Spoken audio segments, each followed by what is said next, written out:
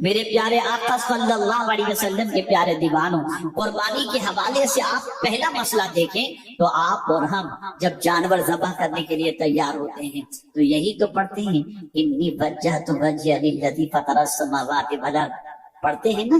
کبھی اس کا مطلب بھی سنا آپ نے؟ کبھی مطلب بھی سمجھا؟ نہیں، مطلب تو صرف اتنا ہے جلدی جانور ذبح اور کلیجی گھر پہنچے اور پکا کر کے کھا لیں، یہی تو مطلب ہوتا ہے۔ سنو اس آیت کریمہ کا اور اس جملے کا مطلب کیا ہے؟ انی وجہت وجہی للذی فطر السماوات والارض، اللہ اکبر، میں نے سب سے اپنی توجہ کو ہٹا دی، سب سے منہ موڑ کر اس رب کی طرف میں نے منہ کر لیا جو زمین و آسمان کا پیدا کرنے والا ہے۔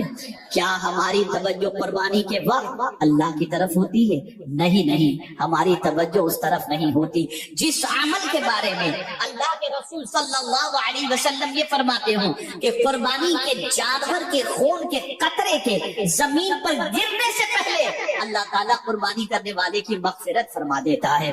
آپ مجھے بتاؤ، اتنا بڑا اجر جس عمل پر اللہ نے رکھا ہو، کیا وہ صرف گوشت کھانے کے لیے ہو سکتا ہے؟ نہیں، آئیے میں قرآن کی روشنی میں سمجھاؤں، پیغام قربانی کو سماعت کریں کہ قربانی کا پیغام کیا ہے۔ اللہ اکبر، میرے پیارے آقا صلی اللہ علیہ وسلم کے پیارے دیوانوں، دور جاہلیت کے اندر کفار جب قربانی کرتے تو قربانی کا گوشت کعبے کی دیوار پر لگا دیا کرتے اور اسے وہاں پر خون، کعبے کی دیوار کے اوپر خون لگا دیا کرتے۔ یہ دور جاہلیت کا قانون تھا۔ مسلمان حج کر کے جب لوٹے تو انہوں نے سوچا ہمیں بھی ایسا ہی کرنا چاہیے، تو انہوں نے جب قربانی کے خون کو کعبے کی دیوار سے لگانا چاہا، اللہ نے آیت نازل فرما دی، لن ینال اللہ لحومها ولا دماؤها ولکن ینالہ التقوی منکم۔ اللہ کی بارگاہ کے اندر تمہارا خون بھی نہیں پہنچتا، تمہارا گوشت بھی نہیں پہنچتا، اگر اس کی بارگاہ میں کوئی چیز پہنچتی ہے تو تمہارے دل کا تقوی پہنچتا ہے، اللہ کا ڈر تمہارے دل میں کتنا ہے یہ پہنچتا ہے۔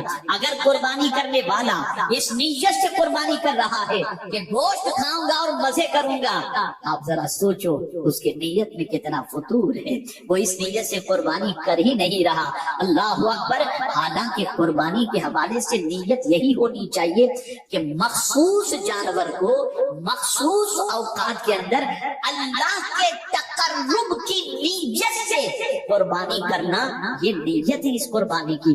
اس لیے قربانی کرو تاکہ اللہ کا قرب نصیب ہو۔ یہ قربان لفظ بھی جو ہے نا، یہ قرآن سے ہے اور یہ عربی ہے۔ میرے پیارے آقا صلی اللہ علیہ وسلم کے پیارے دیوانوں، یہ قربانی اللہ سے قریب کر دیتی ہے، یہ قربانی اللہ کے قرب کی دولت عطا کرتی ہے۔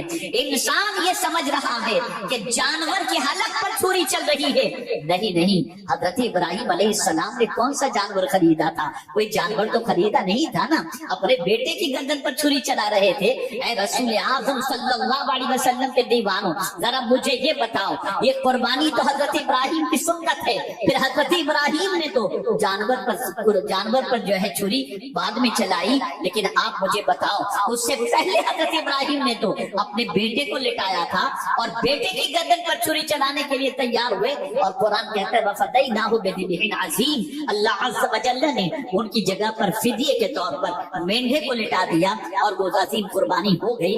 آپ مجھے بتاؤ، حضرت ابراہیم علیہ السلام مینڈا خریدنے نہیں گئے تھے، حضرت ابراہیم علیہ السلام جانور کے لیے پیسہ نہیں دیے تھے، تو پھر یہ قربانی حضرت ابراہیم کی سنت کیا ہے؟ جواب ملے گا، حضرت ابراہیم اپنے لخت جگر کی گردن پر چھری چلا کر یہ درس دے رہے ہیں کہ سنو، جس سے تمہاری محبت ہے ان ساری محبتوں کو خدا کی محبت سے بڑھ کر نہیں رکھنا۔ اگر خدا تمہیں حکم دے دیتا ہے بیٹا قربان کر دو تو رب کی رضا کے لیے بیٹا قربان کر دینا، تاکہ اللہ عز و جل کی خوشنودی حاصل ہو جائے۔ وہ ایک جانور پر چھری نہیں چل رہی تھی، وہ نفس پر چھری چل رہی تھی، وہ خواہش پر چھری چل رہی تھی، وہ ارمانوں پر چھری چل رہی تھی۔ آج کا مسلمان خواہش کا غلام ہو گیا۔ حضرت ابراہیم علیہ السلام نے بتایا میرے بیٹے کی محبت بڑی میرے دل کے اندر ہے، میں نے اسے اللہ سے مانگا ہے، اللہ نے مجھے عطا فرمایا، لیکن اگر میرا پروردگار مجھ سے فرمائے کہ بیٹے کی گردن پر چھری چلا دے، میں بیٹے کو نہیں دیکھوں گا، میں رب کے فرمان کو دیکھوں گا، پالن ہارے حقیقی کے فرمان کو دیکھوں گا۔ یہاں سے ایک مزاج ملا، قربان قربانی کا سب سے بڑا پیغام یہ ہے کہ تم سے جانور پر چھری مت چلاؤ، اپنی خواہشوں کی پیروی پر بھی چھری چلا دو اور عزم کرو، مانیں گے تو اللہ کی مانیں گے، اپنی خواہش کی کبھی مانتے ہوئے نظر نہیں آئیں گے۔ ہم نے خواہش کو اپنا معمول بنا لیا،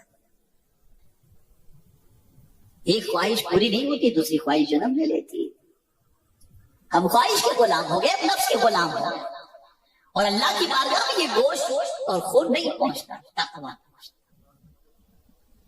اور جتنی بھی عبادتیں ہیں، توجہ چاہوں گا، جتنی بھی عبادتیں ہیں وہ ساری عبادتیں ہمیں متقی بنانے کے لیے ہیں، اس کو ذہن میں رکھیے گا، صرف ہمیں پرہیزگار بنانے کے لیے۔